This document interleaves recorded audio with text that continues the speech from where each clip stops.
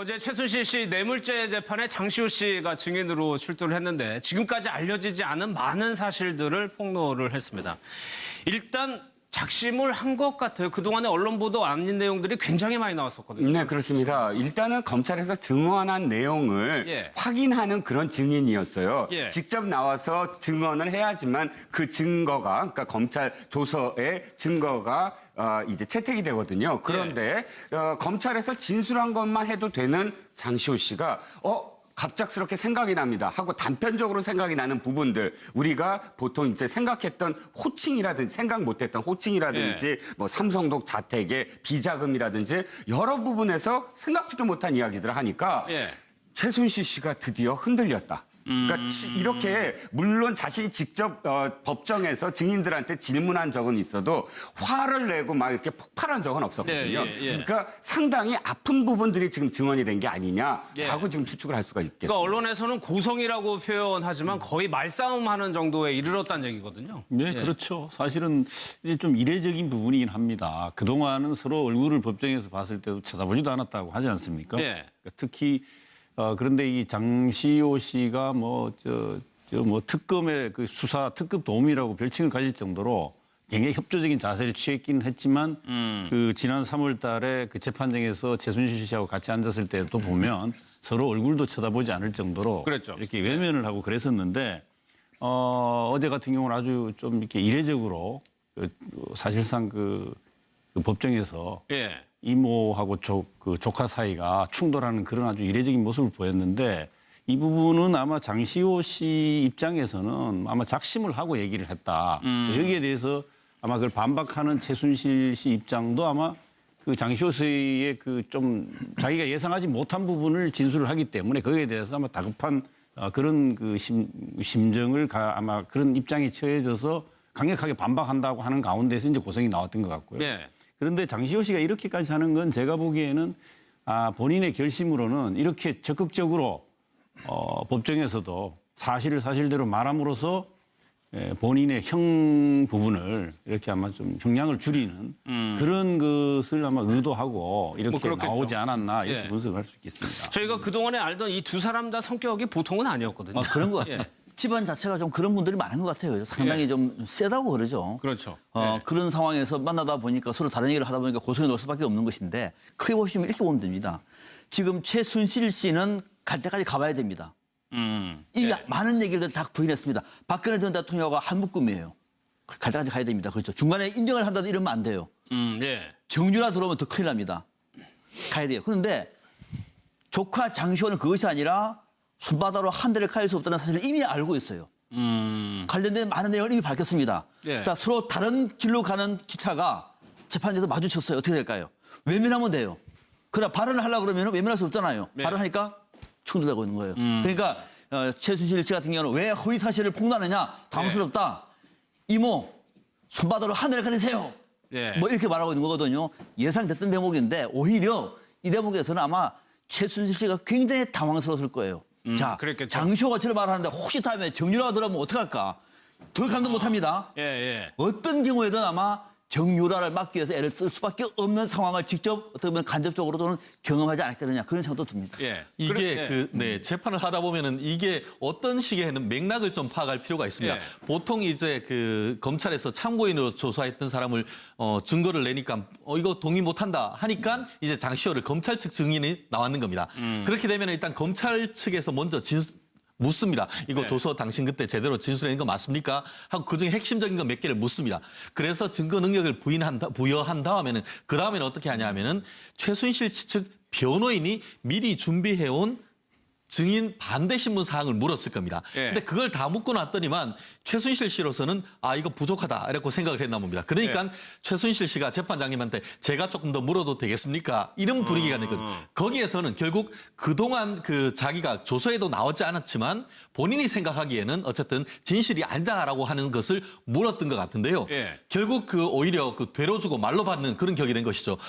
결국 계속 하나하나 물으면서 변명을 했지만 오히려 얘기했던 것처럼 박근혜 전 대통령 대통령은 큰엄마라고 했다는가 아니면은 삼성동 2층에 돈이 있다는가 이런 것들 지금까지 검찰에서는 얘기하지 않았던 것을 오히려 생생하게 얘기함으로써 오히려 최순실 씨가 가만히 있었으면 오히려 본전이라도 했을 텐데 오히려 최순실 씨의 진술이 신빙성보다는 오히려 세세한 저와 같은 내용을 봤을 때 제3자인 재판부 입장에서는 장시호가 오히려 객관적 사실을 얘기하고 있는 거다라는 그런 인상을 받았을 가능성이 조금 더 높지 않을까 싶습니다. 알겠습니다. 구체적으로 좀 하나씩 볼게요. 지금 박근혜 전 대통령하고 최순실 씨의 관계가 굉장히 중요한 부분인데. 네, 그렇습니다. 이 집안에서는 박 전 대통령을 큰엄마라고 불렀다고 그래요. 큰대기라고 하고. 이게 지금 세간에서 가장 또 화제가 되는 부분입니다. 호칭이. 자, 우리가 아직도 정확하게 알 수 없는 게 박 전 대통령이 아무리 최태민 씨라는 어떤 인물과 70년대부터 교류를 했다고 하더라도 이 일가와 마음의 경계만 단순히 허물어서 이 지경까지 왔다? 이거 이해할 수 없잖아요. 그럼 어떤 관계냐가 가장 사실은 아직도 안 풀린 부분입니다. 그걸 또 박 전 대통령이 정확하게 A, B, C, D로 이야기한 적이 없어요. 그저 그냥 추상적으로 감성적으로만 표현합니다. 그렇죠. 그저 나를 도와준 사이다. 뭐 내 소소한 것을 이렇게 챙겨준 사람이다. 이렇게만 표현하지 정확하게 이 최 씨 일가와의 관계가 드러난 본 적은 없거든요. 우리는 계속 유추만 하고 있습니다. 그런데 왜 장시호 씨는 어저께 그 엄마가 부른 거예요. 자신의 모친이나 혹은 그러니까 이모, 최순실 씨나 최순득 씨가 박 전 대통령을 호칭할 때 큰엄마라고 했다라고 지금 증언을 하는 거거든요. 자기가 큰엄마라고 했다는 게 아니라. 그러면 왜 이 집안에서는 최 씨 자매가 박 대통령을 큰엄마라고 불렀을까? 뭐 여러 가지 분석은 있습니다. 우리가 보통 뭐 일반적으로도 저기 큰 집이야 했을 때 이제 청와대를 뜻한 그거는 좀 뭐 그럴 수가 있잖아요. 그래서 이제 워낙에 가까이 살았으니까 가까이 아무리 뭐 이 인척은 아니지만 이모라고 부르든가 뭐 엄마라고 부르든가 그럴 수도 있다. 그래서 이제 청와대에 있기 때문에 큰엄마다 이렇게 그냥 기계적으로 해석하는 사람들도 있지만 그러나 얼마나 가까웠으면 이게 완전히 피보다 진한 물이라고 하지 않습니까? 얼마나 가까웠으면 그런 표현을 썼을까? 더군다나 크다, 작다? 이 표현은 도대체 뭐였까? 이런 어떤 의혹이 계속 또 확산되고 있는 거죠. 그러니까 세간에서는 참 방송에서 하기 어려운 얘기, 소문까지도 뭐 있었지만 일단 그 정도는 아니고요. 일단 관계가 보면은 가족만큼 긴밀했다라는 거는 볼 수 있을 것 같아요. 예, 바로 그 점은 지금 그 장시호 씨가 폭로라고 할 수도 있고 또 뭐 장시호 씨 자신이 자연스럽게 겪었던 사실을 아마 장시호 씨 얘기가 훨씬 더 법정에서 보면 설득력이 있어 보이는데 뭐 특별히 장시호가 거짓말을 만들어서 해야 될 이유가 우선 없기 때문인데 지금 폭로된 내용 중에서 이 큰엄마 부분하고요. 그 삼성동 2층 집에 이모가 말해가지고 최순실 씨가 말해가지고 돈이 있었다고 하는 부분 이 두 가지는 다른 어떤 폭로보다 중요한 의미를 갖는다고 제가 보는 것은 뭐 아시다시피 지금 뇌물죄 문제가 가장 핵심인데 박근혜 전 대통령하고 최순실 씨의 경제 공동체 이 공유 관계를 특검이나 검찰이 강력하게 지금 그 증거를 뒷받침하는 부분에 굉장히 그 심혈을 기울이고 있지 않습니까? 그런 부분을 뒷받침해 줄 수 있는 상당히 중요한 관계의 긴밀성, 사실상 가족 관계에 가깝다라고 하는 걸 큰엄마라는 용어를 통해서 확인 가능하고 이 삼성동이라고 하는 부분은 박근혜 전 대통령의 집이잖아요. 우리가 다 알고 있듯이. 그걸 물론 최순실 씨가 다 관리를 해봤는데 거기에다 돈이 있는데 그 최순실 씨 자기 말로는 하남에 땅 판 거를 자기가 갖다 놨다는데 그럼 자기 돈을 왜 삼성동에 갖다 놨으면 자기 집에 갖다 놔야 되고 이거 말이 안 되고 안 그러면 삼성동에 있는 박근혜 전 대통령의 돈이었다면 그 돈을 왜 자기가 써서 꺼내다가 자기의 그 딸하고 딸이 낳은 손자인 그 유주라고 하는 거기 그 생활비로 써야 되는데 이것이 사실은 결국은 특검이나 검찰이 입증하고자 하는 그 증거, 그 경제 공동체 이 공유 관계를 입증하는데 굉장히 중요한 증거가 될 수 있다는 증거를 그러니까 우리가 그게 추가적인 내용이 나온 거예요. 경제 공동체 이익 공유 뭐 삼성동 자택 얘기만 하고 있었는데 이러한 내밀한 관계들을 보면은 뭐 일단은 신빙성이 가게 되는데 그러면서 이런 문자를 공개한 겁니다. 장시호 씨가 큰 집 어른들이 뭐라고 하시는지 물어볼게. 이런 식으로 이제 표현을 했다는 거예요. 그러니까 이제 최순실 씨 쪽에서는 청와대는 큰 집, 큰 집에 계시는 대통령은 큰엄마로 통칭이 된 거죠. 그죠? 큰 집, 작은 집 할 정도로 가족과 같은 분위기였던 것이죠. 그런데 좀 아쉬운 대목은 지금 앞서 좋은 얘기 넣었습니다만 경제 공동체라고 하는 개념이 아마 이거는 박근혜 전 대통령도 인정하기 어려울 수도 있어요. 왜? 40년을 그렇게 살아왔는데 이제 와서 그게 죄가 돼가지고 경제 공동체로 엮이나 충격일 수가 있는데 정말 가족보다 더 가깝게 서로 온 것 같아요. 모든 워딩을 보면은. 그런데 검찰이나 특검은 그 관계를 알았을 텐데 삼성동 저 집은 왜 압수수색에서 빠졌을까요? 그 부분이 조금 지금 정말 논란이 되고 아쉬워요. 있습니다. 그러니까 저걸 예. 몰랐다고 얘기하면은 정말 수사가 부족했던 것이고요. 예.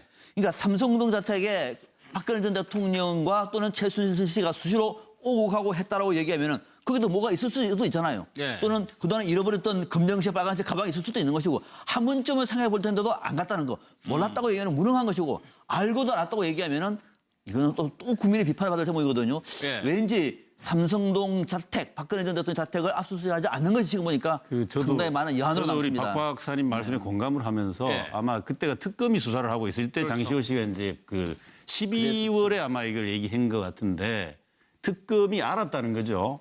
그리고 삼성동 자택을 압수수색하려면 현직 대통령으로 아직까지 박근혜 전 대통령이 현직에 있었다는 거죠. 예. 아마 그거를 특검이 굉장히 고민했던 것 같은데 그럼에도 불구하고 저는 박 박사님 말씀처럼 예. 그때 압수수색을 추진했었으면 아마 훨씬 더 특검이 입증하고자 했던 아주 물증, 핵심적인 부분을 확보하지 않았을까 하는 아쉬움을 저도 뭐 공감. 거기서 만약에 10억 원이 나왔는데 이 돈이 어디냐 출처가 박근혜 대통령은 알 수가 없는 거예요. 그러니까 그런 부분을 이용하고 최순실 씨가 아마 삼성동 자택에 금고라든가 다른 것들을 이미 갖다 놨을 수도 있는 상황인데 특검은 압수수색을 고민하다가 못했습니다. 그렇죠. 두 가지 가능성이 다 있겠죠. 예. 원래부터 사실상 삼성동 자택은 4년 동안 아무도 없지 않았어요. 그러니까 그곳을 비밀 금고라든지 예. 그런 곳으로 활용했던가 아니면 저 시점이 뭐냐면 이제 이미 그 구속이 되고 그다음에 수사를 받고 있는 과정이기 때문에 이 지금 최순실 씨가 삼성동에도 자기 집이 있습니다. 그것만이나 압구정동에도 뭐 그 급하게 이제 뭐 세를 월세집을 이제 구했고 여러 가지 어떤 곳들을 검찰이 하나씩 다 뒤져나가는 과정에서 급히 뭐 삼성동 집에 옮겨놨을 수도 있겠죠. 그러나 그럼에도 불구하고 어쨌든 지금 이 조카와 이모 사이에는 삼성동 집에 가면 뭐가 있다라고 이야기해서 그것을 찾을 만큼 삼성동 집이라는 것이 이미 그 말만 해도 박근혜 전 대통령의 집 이다라고 서로 알 수 있을 만큼 그 집에 대한 무엇인가가 공유되고 있다는 거죠. 그러니까 그 점이 지금 여러분들이 말씀하셨듯이 특검은 하나하나 이제 앞으로 재판 과정에서 이런 증거들을 계속 밝히려고 하는 겁니다. 그러니까 이 자신들이 갖고 있는 어떤 증거들 그 중에 하나가 드러난 것이죠. 그럼 거기에 이제 10억이 있나 봐요. 그러니까 최순실 씨도 그 부분은 어제 재판에서 은연중에 인정을 했어요. 그 돈의 출처가 정당한 돈이라고 얘기를 한 거죠. 그렇습니다. 그 돈의 출처를 계속 물으니까 한마디로 본인이 하남에 있는 땅을 판 돈이다. 그렇기 때문에 정당한 출처가 있기 때문에 그 돈에 대해서 문제 삼는 것은 문제 삼아서는 안 된다라는 것이죠. 실질적으로 이제 우리가 그 압수수색을 한다 하더라도 뭔가 범죄와의 어떤 직접적 관련성이 있는 부분에 대해서 압수수색 영장에 기재를 해야만 그게 압수수색이 나오거든요. 그런데 이 부분 같은 경우에는 얘기를 했는데 그 돈이 뭐냐 했을 때 범죄와 관련되는 것이 아니고 출처가 확실하다고 하면은 우리가 그 압수수색 현장에 갔을 때도 보면은 돈을 냈는데 이 돈 뭡니까 했을 때에 거기에 이 돈은 이런 겁니다. 회사 어떤과 관계 없습니다 하면은 실제로 압수수색 하지는 않습니다. 그런 취지에서 아마 그 특검으로서는 결국 그와 같은 것이 박근혜 전 대통령이 아직까지 탄핵되지 아니한 상태에 있었고 어떤 그 범죄와의 어떤 직접적 관련성 이런 부분에 대해서 상당히 고심을 했는 것 같은데 물론 그 특검 같은 경우에는 결론적으로 박근혜 전 대통령의 그 사죄에 대한 압수수색 없다 하더라도 충분히 입증을 할 수가 있다라는 취지에서 압수수색하지 아니했다는 판단을 했던 것으로 보이는데 굳이 다들 말씀하신 것처럼 그렇죠. 그렇기 때문에 그 압수수색은 안 했는 것 같은데 다들 말씀하시는 것처럼 정무적인 판단 없이 정말 있는 그대로 압수수색까지 했다고 한다고 하면은 다른 증거가 나왔을 가능성은 또 충분히 있지 않을까도 저도 그렇게 생각합니다. 아니 근데 그게 하남 땅을 판 돈인지 최순실 씨 본인도 헷갈려요. 보면은 장시호 엄마가 케어할 부분이 있어서 한다면서 가져갔는데 이게 언니가 자기 돈이라고 하니 이게 언니 돈인지 내 돈인지 헷갈린다는 얘기거든요. 공동체대가 못하면 원래 헷갈립니다. 그렇게. 근데 이게 정말 그 가장 중요한 부분 중 하나는 우리가 상식적으로 자기 돈인데 왜 삼성동 집에 갖다 놓습니까? 자기 집이 있잖아요. 그리고 그 돈이 자기 돈인지도 몰라요. 그래서 그 돈, 그 심지어 자기 돈인지 모르는 것까지 지금 바른 진술 자체가 꼬이잖아요. 그렇다면 이건 뭔가 의심이 충분히 가능하고 이 의심을 풀어야 되잖아요. 그러면 그 부분에 대해서 당연히 제가 보기에는 압수수색을 추진했어야 마땅하다는 생각이 들거든요. 그 점은 나중에 특검 관계자들이 무엇 때문에 그랬는지 한번 국민들 앞에 설명해 줄 필요가 있을 겁니다. 반드시 기자들도 제가 보기에는 질문을 한번 해야 될 것 같고요. 예. 저 정도로 의심이 가는 거액의 돈을 갖다 놓았는데 그걸 그냥 방치하고 넘어갔다? 뭐 특검이 어떤 고뇌를 했는지도 국민들은 좀 알고 싶어 할 거고 예. 기자분들이 좀 취재했으면 좋을 거예요. 저거는 간단하게 찾을 수 있어요. 하남 땅을 팔 때 땅을 판 매매 계획서가 있잖아요. 예. 돈이 오고 간다 루트 다 했습니다. 그리고 그 돈을 어디서 찾았는지 보면 금방 나와요. 저는 어렵지 않습니다. 마음만 있으면 내일이라도 확인할 수 있습니다. 그런데 이때만 보더라도 어떻게 보면 최순실 씨하고 장시호 씨가 굉장히 심리적으로 가까웠던 것 같아요. 그렇죠. 자기 아이하고 그 손자를 장시호 씨한테 부탁한다는 취지에서 이 얘기가 그렇죠. 시작된 거죠. 사실은 우리가 이것이 장시호 씨가 이거를 밝혀서 그렇지 검찰은 크게 실수한 겁니다. 예. 그러니까 그 전에 돌아가 보면 이 상황이 어떤 상황이냐면 검찰이 장시호 씨와 그다음에 그 최순실 씨가 만나게 해주는데 둘이 부둥켜갖고 울었다는 거 아니에요. 그렇죠. 울었는데 울면서 사실은 거짓으로 운 거예요. 최순실을 울면서 껴안는 것처럼 하면서 바로 귓속말로 이야기를 하잖아요. 이 삼성동 집에 가봐라. 그런데 이 조카인 지금 장시호 씨가 그걸 못 알아들어요. 예. 못 알아들으니까 아 이거 나 물 먹고 싶다 하고 수사관과 그다음에 검찰을 따돌리고서 다시 한번 얘기를 합니다. 예. 자 이거 지금 삼성동 집에 가라. 그러면 이 상황까지만 만약에 딱 놓고 왔을 때 검찰은 굉장히 직무유기를 한 겁니다. 실제로 이렇게 만약 오고 가서 장시호가 마음을 되돌리지 않고 그걸 빼냈으면 증거인멸을 한 셈이 아니에요. 근데 전화 위복은 됐죠 물론. 자 이 점에서 장시호의 어떤 마음 돌림 왜 마음을 돌렸을까요? 어저께 어떤 재판 중에 가장 핵심이 뭐냐면 어떤 공방이 오고 갔길래 이렇게 싸웠냐면 이거예요. 지금 최순실은 동계 스포츠 영재센터를 김종과 그다음에 장시호가 다 했다. 나는 한 번밖에 안 갔고 예. 그다음에 나는 그냥 조언만 했을 뿐이다. 이걸로 해서 이 모든 것들을 다 뒤집어 씌우면 장시호는 어떻게 되냐면 삼성으로부터 뇌물 받은 사람이 돼요. 그렇죠. 그러면 뭐 어마어마하게 김종과 엮여지면 이것도 뇌물죄가 되잖아요. 그러면 장시호로 봤을 때는 최선의 어쨌든 방어가 아니라 최선의 진실을 밝혀서 내가 뇌물죄를 안 당한다. 그러니까 그 공방이 기저에 깔리면서 이제 하나씩 장시호는 검찰에 진술하지 아니한 부분까지도 어떻게 하나씩 얘기하기 시작한 거죠. 근데 다만 저는 이 부분과 관련해서는 조금 의문이 있습니다. 실무적으로 이제 우리가 검찰방에 갔을 때에 검찰의 조사를 받는 그 피의자가 예. 검사한테 물을 달라고 할 수 있을까요? 저도 그 부분을 질문하는 변호인이 같이 옆에 거의 대동을 했을 겁니다. 그것도 2번이나 가거든요. 그렇죠. 2번이나. 그런 상황 속에서 1차 시도하고 2차 시도하고 물을 달라고 했는데 밖으로 해도 검사실 안에 가면은 다 물 다 있습니다. 밖에 있는 것이 아니고 그렇기 때문에 제 개인적인 실무적 감각으로서는 검사한테 물을 달라고 했다는 것도 의문이 들고 물을 달라고 해서 검사를 밖으로 내보낸 사이에 했다? 검사만 있는 것이 아니고 그 검사실 내에는 여직원도 있고 수사관들이 몇 명이 있습니다. 그리고 변호인까지 있는 상황 속에서 저렇게 했는지에 대해서는 본인이 얘기를 하기 때문에 그랬을 가능성도 있습니다만 제 개인적인 어떤 실무적 감각으로서는 저 부분에 대해서는 조금 의문이 간다고 좀 말씀드리고 싶습니다. 예. 그러니까 이거 2번이나 검사를 방 밖으로 내보낸 다음에 이 얘기를 했다고 이제 장시호 씨가 얘기하는데 이게 좀 부자연스러워 보이긴 해요. 이게 마치 검사가 아무것도 모르고 물 떠다 주는 사람도 아니고 2번이나 이렇게 내보냈다가 아무튼 이 얘기를 했다는 겁니다. 아예 그런다고 하면은 저렇게 할 거 없이 변호인한테 얘기하면 되는 거거든요.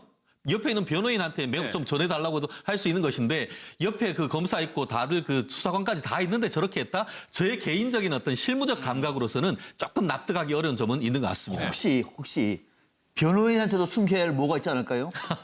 뭐 그럴 가능성은 저는 그럴 것 같은데요. 정말로 두 사람만이 아는, 정말로 두 사람, 아무도 모르는, 정유라도 모르는 두 사람만 아는 거를 얘기를 해야 될 때 시간이 없어요. 어떻게 할까요? 검사님한테 물 한 잔만 갖다 달라고. 나간 사이 귓속말로 얘기한 그 두 차례나. 아마 그런 것이 사실이라면 저도 박 박사님 말씀에 동의하는 게 자 변호인은 나의 무죄만 이렇게 밝혀주면 되는데 당신은 그 유무죄에 관련된 게 아니에요. 삼성적 자택에 있는 돈은 어떻게든 빼돌려서 정유라한테 줘라. 정유라를 위해서 써라. 자기가 앞으로 어떻게 될지 모르니까 이 부분은 변호사한테 굳이 얘기해야 될까요? 그건 저는 좀 다르게. 근데 왜 제가 그런 말씀을 하냐면은 정유라 씨가 그 구속되지 않았다라고 하면 저는 얘기가 될 겁니다. 근데 정유라 씨도 그때 긴급 체포된 다음에 계속 구속돼 있었지 않습니까? 그런데 그 구속돼 가지고 있는 사람들한테서 아들하고 또 그 손자를 돈이 어디 있으니까 봐달라? 저는 그런 맥락 속에서 그런 얘기를 전했다 하더라도 과연 그러면은 그 구속돼 있어 계속 있는 이 장시호가 계속 지금 그 밖에 있는 아이를 그렇게 봐줄 수 있는지 그 부분을 제가 좀 의문스럽다는 점을 말씀드린 겁니다. 검찰에서 그래서 혹시 신빙성을 좀 낮게 본 건 아닌가 뭐 그런 생각도 드는데 또요 내곡동 집으로 옮겨간다는 뭐 기사 저희가 많이 전해드렸는데 이 집 모양도 장시호 씨가 어디서 본 것 같다라는 얘기를 했단 그러니까 말이에요. 지금 장시호 씨 말을 우리가 그대로 받아들이면은 예.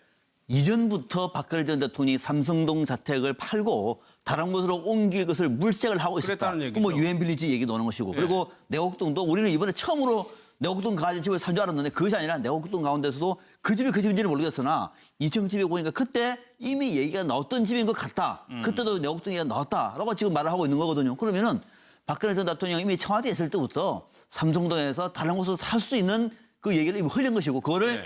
최순실 씨는 알고 있었던 거예요. 그러니까 이전부터 이미 준비를 하고 있었던 것을 장시호 씨가 이번에 증언을 한 것이다. 이렇게 볼 수 있습니다. 그 최순실 씨가 답변하는 것도 아니 그거 안 알아봤다는 얘기를 못 합니다. 내가 살려고 했던 집인데 그걸 왜 박 전 대통령이라고 얘기하냐? 그렇죠. 이렇게 항변을 하거든요. 그렇죠. 그러니까 일단 우리가 여기서 알 수 있는 건 첫 번째, 이 작년이라고 했으니까 집권 한 4년 차 초였고 최순실 게이트가 드러나지 않았던 시점입니다. 그러니까 집권 4년 차에 최순실이 직접 물색을 한 거죠. 장시호한테만 물어본 게 아니라 여러 사람들한테 유엔 빌리지가 좋냐, 아니면 내곡동이 좋냐 하고 물색을 시작했다라는 건 유추해 볼 수가 있는데 중요한 건 이거죠. 그걸 왜 최순실 씨가 합니까?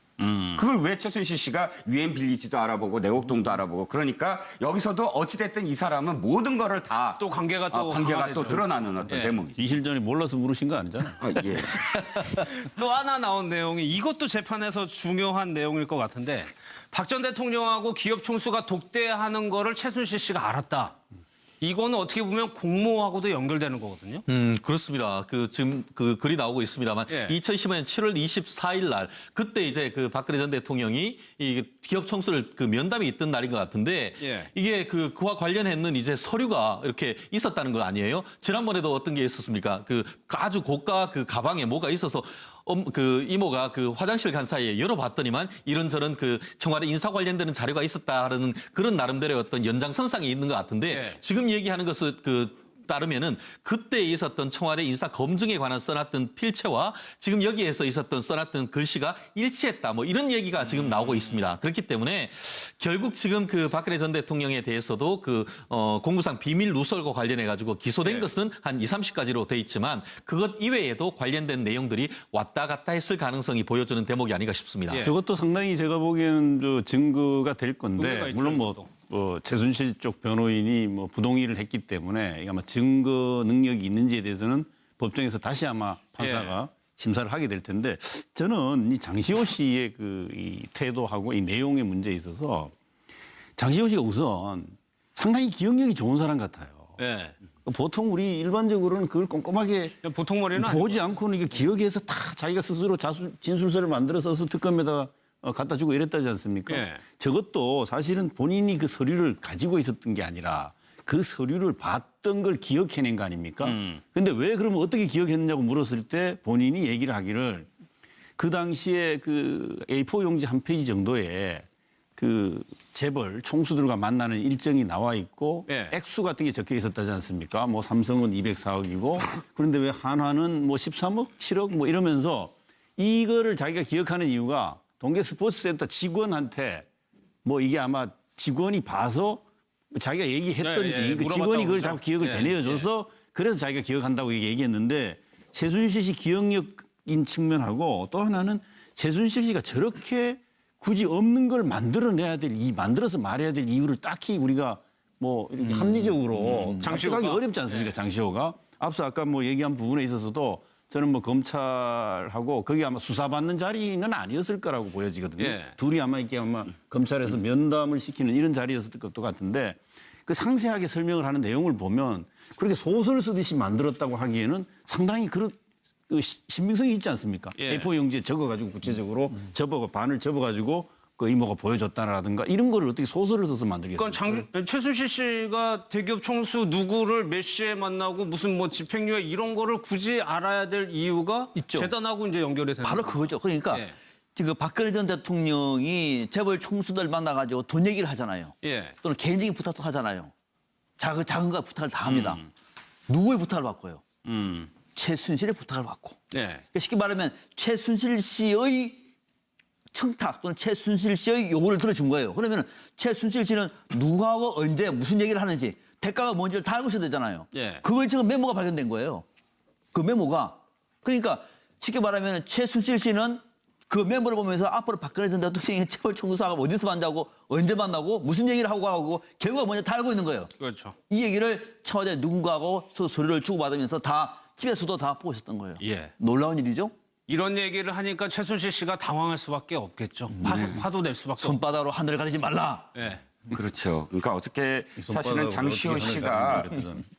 법정에서 사실 증언들을 직접 공박하는 건 굉장히 많았지 않습니까? 그리고 사실 그 공박하는 것이 굉장히 법리적으로 하나씩 따졌다는 것이잖아요. 나랑 언제 만났느냐, 어디서 만났느냐, 그 증언을 어느 순간에 했느냐 이런 식으로 따져 물었던 순간은 있으나 예. 어저께처럼 증언을 하는 증인에게 이렇게 자신의 감정을 흐트려가면서 그렇죠. 예. 아까 왜 그 부분 내가 그 10억이라는 부분도 10억이라는 부분도 정확하게 대지를 못하잖아요. 예. 어차피 검찰 진술에 나온 부분인데도 불구하고 그러면 어저께 최순실 씨는 굉장히 당황을 많이 했다라는 걸 우리가 알 수가 있겠죠. 예. 특급 도움이라고 불리는 이유가 있었습니다. 했을 때도 보면 서로 얼굴도 쳐다보지 않을 정도로 그랬죠. 이렇게 외면을 하고 그랬었는데 어제 같은 경우는 아주 좀 이렇게 이례적으로 사실상 그 법정에서 예. 이모하고 조카 사이가 충돌하는 그런 아주 이례적인 모습을 보였는데 이 부분은 아마 장시호 씨 입장에서는 아마 작심을 하고 얘기를 했다. 여기에 대해서 아마 그걸 반박하는 최순실 씨 입장도 아마 그 장시호 씨의 그 좀 자기가 예상하지 못한 부분을 진술을 하기 때문에 거기에 대해서 아마 다급한 그런 그 심정을 아마 그런 입장에 처해져서 강력하게 반박한다고 하는 가운데서 이제 고성이 나왔던 것 같고요. 예. 그런데 장시호 씨가 이렇게까지 하는 건 제가 보기에는 본인의 결심으로는 이렇게 적극적으로 법정에서도 사실을 사실대로 말함으로써 본인의 형 부분을 이렇게 아마 좀 형량을 줄이는 그런 것을 아마 의도하고 이렇게 그렇겠죠. 나오지 않았나 이렇게 예. 분석할 수 있겠습니다. 저희가 그동안에 알던 이 두 사람 다 성격이 보통은 아니었거든요. 그런 것 같아요. 예. 집안 자체가 좀 그런 분들이 많은 것 같아요. 상당히 좀 세다고 그러죠. 그렇죠. 그런 상황에서 만나다 보니까 서로 다른 얘기를 하다 보니까 고소해 놓을 수밖에 없는 것인데 크게 보시면 이렇게 보면 됩니다. 지금 최순실 씨는 갈 때까지 가봐야 됩니다. 이 많은 얘기를 다 부인했습니다. 박근혜 전 대통령과 한 묶음이에요. 갈 때까지 가야 됩니다. 그렇죠. 중간에 인정을 한다도 이러면 안 돼요. 예. 정유라 들어오면 더 큰일 납니다. 가야 돼요. 그런데 조카 장시호는 그것이 아니라 손바닥으로 한 대를 칼 수 없다는 사실을 이미 알고 있어요. 관련된 많은 내용을 이미 밝혔습니다. 예. 자, 서로 다른 길로 가는 기차가 재판에서 마주쳤어요. 어떻게 될까요? 외면하면 돼요. 그러나 발언을 하려고 그러면 외면할 수 없잖아요. 네. 발언하니까 충돌되고 있는 거예요. 그러니까 최순실 씨 같은 경우는 왜 허위 사실을 폭로하느냐? 당황스럽다. 이모, 손바닥으로 하늘을 가리세요. 예. 뭐 이렇게 말하고 있는 거거든요. 예상됐던 대목인데 오히려 이 대목에서는 아마 최순실 씨가 굉장히 당황스러웠을 거예요. 자, 그랬겠죠. 장시호가 저를 말하는데 혹시 다음에 정유라가 들어오면 어떡할까? 더 감동 못합니다. 예, 예. 어떤 경우에든 아마 정유라를 막기 위해서 애를 쓸 수밖에 없는 상황을 직접 어떻게 보면 간접적으로는 경험하지 않았겠느냐 그런 생각도 듭니다. 예. 이게 재판을 하다 보면은 이게 어떤 식의 맥락을 좀 파악할 필요가 있습니다. 예. 보통 이제 그 검찰에서 참고인으로 조사했던 사람을 증거를 내니까 이거 동의 못한다 하니까 이제 장시호를 검찰 측 증인이 나왔는 겁니다. 그렇게 되면 일단 검찰 측에서 먼저 묻습니다. 이거 조서 당신 그때 제대로 진술한 거 맞습니까? 하고 그중에 핵심적인 거 몇 개를 묻습니다. 그래서 증거 능력을 부여한 다음에는 그 다음에는 어떻게 하냐 하면은 최순실 측 변호인이 미리 준비해온 증인 반대 신문 사항을 물었을 겁니다. 예. 근데 그걸 다 묻고 났더니만 최순실 씨로서는 이거 부족하다 이렇게 생각을 했나 봅니다. 그러니까 최순실 씨가 재판장님한테 제가 조금 더 물어도 되겠습니까? 이런 분위기가 됐거든요. 거기에서는 이렇게 챙겨준 사람이다 이렇게만 표현하지 정확하게 이 최 씨 일과의 관계가 드러난 본 적은 없거든요. 우리는 계속 유추만 하고 있습니다. 그런데 왜 장시호 씨는 어저께 그 엄마가 부른 거예요. 자신의 모친이나 혹은 그러니까 이모 최순실 씨나 최순득 씨가 박 전 대통령을 호칭할 때 큰엄마라고 했다라고 지금 증언을 하는 거거든요. 예. 자기가 큰엄마라고 했다는 게 아니라 그러면 왜 이 집안에서는 최 씨 자매가 박 대통령을 큰엄마라고 불렀을까? 뭐 네. 여러 가지 분석은 있습니다. 우리가 보통 뭐 일반적으로도 저기 큰 집이야 했을 때 이제 청와대를 뜻한 그거는 좀 뭐 그럴 일리가 수가 있죠. 있잖아요. 네. 그래서 이제 워낙에 가까이 살았으니까 가까이 아무리 뭐 이 인척은 아니지만 이모라고 부르든가 뭐 엄마라고 네. 부르든가 그럴 수도 있다. 그래서 이제 청와대에 있기 때문에 큰엄마다 이렇게 그냥 기계적으로 해석하는 사람들도 있지만 그러나 얼마나 가까웠으면 이게 완전히 피보다 진한 물이라고 하지 않습니까? 얼마나 가까웠으면 그런 표현을 썼을까? 더군다나 크다 작다? 이 표현은 도대체 뭐였까? 이런 어떤 의혹이 계속 또 확산되고 있는 거죠. 그러니까 세간에서는 참 방송에서 하기 어려운 얘기, 소문까지도 뭐 있었지만 일단 그 정도는 아니고요. 일단 관계가 보면은 가족만큼 긴밀했다라는 거는 볼 수 있을 것 같아요. 예, 바로 그 점은 지금 그 장시호 씨가 폭로라고 할 수도 있고 예. 또 뭐 장시호 씨 자신이 자연스럽게 겪었. 어제 최순실 씨 뇌물죄 재판에 장시호 씨가 증인으로 출두를 했는데 지금까지 알려지지 않은 많은 사실들을 폭로를 했습니다.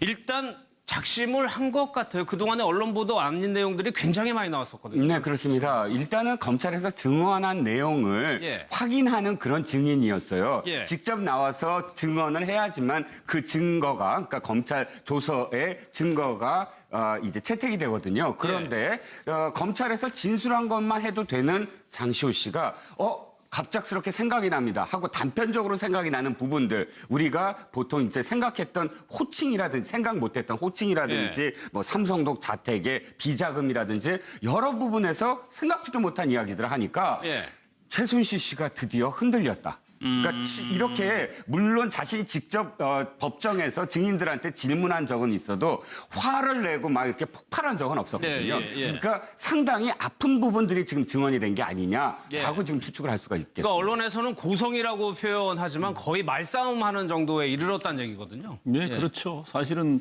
이제 좀 이례적인 부분이긴 합니다. 그동안은 서로 얼굴을 법정에서 봤을 때도 쳐다보지도 않았다고 하지 않습니까? 네. 그러니까 특히 그런데 이 장시호 씨가 뭐 특검의 그 수사 특급 도움이라고 별칭을 가질 정도로 굉장히 협조적인 자세를 취했긴 했지만 그 지난 3월 달에 그 재판정에서 최순실 씨하고 같이 앉아 결국 그동안 그 자기가 조서에도 나오지 않았지만 본인이 생각하기에는 어쨌든 진실이 아니다라고 하는 것을 물었던 것 같은데요. 결국 그 오히려 그 되로 주고 말로 받는 그런 격이 된 것이죠. 그 결국 계속 하나하나 물으면서 변명을 했지만 오히려 얘기했던 것처럼 뭐 박근혜 전 대통령은 큰엄마라고 했다든가 아니면은 삼성동 2층에 돈이 있다든가 이런 것들 지금까지 검찰에서는 얘기하지 않았던 것을 오히려 생생하게 얘기함으로써 오히려 최순실 씨가 가만히 있었으면 오히려 본전이라도 했을 텐데 오히려 최순실 씨의 진술이 신빙성보다는 오히려 세세한 저와 같은 내용을 봤을 때 제3자인 재판부 입장에서는 장시호가 오히려 객관적 사실을 얘기하고 있는 거다라는 그런 인상을 받았을 가능성이 조금 더 높지 않을까 싶습니다. 알겠습니다. 구체적으로 좀 하나씩 볼게요. 지금 박근혜 전 대통령하고 최순실 씨의 관계가 굉장히 중요한 부분인데 네, 그렇습니다. 이 집안에서는 박 전 대통령을 큰엄마라고 불렀다고 그래요. 큰댁이라고 하고. 이게 지금 세간에서 가장 또 화제가 되는 부분입니다. 호칭이. 자, 우리가 아직도 정확하게 알 수 없는 게 박 전 대통령이 아무리 최태민 씨라는 어떤 인물과 70년대부터 교류를 했다고 하더라도 이 일가와 마음의 경계만 단순히 허물어서 이 지경까지 왔다? 이거 이해할 수 없잖아요. 그럼 어떤 관계냐가 가장 사실은 아직도 안 풀린 부분입니다. 그걸 또 박 전 대통령이 정확하게 A, B, C, D로 이야기한 적이 없어요. 그저 그냥 추상적으로 감성적으로만 표현합니다. 그렇죠. 그저 나를 도와준 사이다. 뭐 내 소소한 것을